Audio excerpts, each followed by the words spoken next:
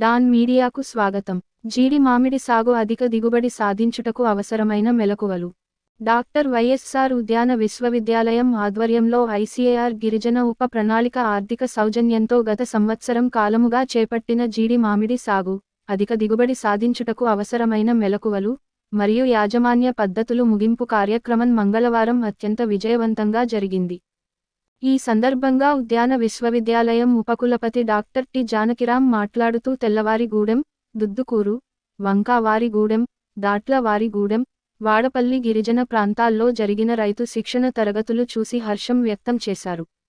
జీడి మామిడి సాగులో కొమ్మ కత్తిరింపులు, జీవన ఎరువులు వాడకం, సమగ్ర సస్యరక్షణ పద్ధతులు, వానపాము ఎరువులు ప్రాముఖ్యత తదితర కార్యాలను ప్రత్యక్షంగా వీక్షించారు.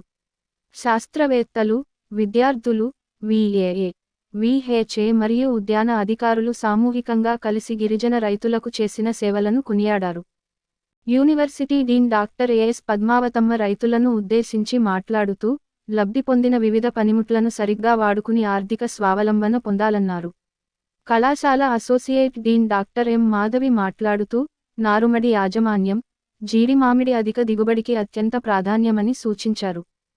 ప్రాజెక్టు ప్రధాన పరిశోధకురాలు డాక్టర్ ఎం కల్పన రచించిన జీడి మామిడి సాగుకు అవసరమైన 3 పుస్తకాలు జీడి మామిడి యాజమాన్య పద్ధతులు, నారుమడి యాజమాన్యం, జీడి మామిడి తోటల పునరుద్ధరణ డాక్టర్ జానకిరాం, ఉపకులపతి, డాక్టర్ వైఎస్ఆర్హెచ్యు ద్వారా ఆవిష్కరించారు.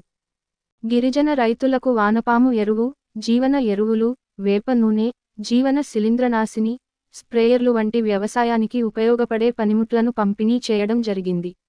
ఈ కార్యక్రమానికి యూనివర్సిటీ అధికారులు Deen PGS doctor yes Suryakumari, controller of examinations doctor డివిస్వామి, doctor ఏవిడి దొరాజీరావు professor, doctor M ఉమాకృష్ణ professor, doctor B Pedababu, doctor Ravi Kiran, doctor చాందినిరాజ్, PG మరియు పీహెచ్డీ విద్యార్థులు పాల్గొన్నారు. విశ్వసనీయ వార్తల సమాహారమే మన డాన్ మీడియా. మరిన్ని వార్తల కోసం మన డాన్ మీడియా ఛానల్ను సబ్స్క్రైబ్ చేయండి. మరికొందరితో చేయించండి. ధన్యవాదములు.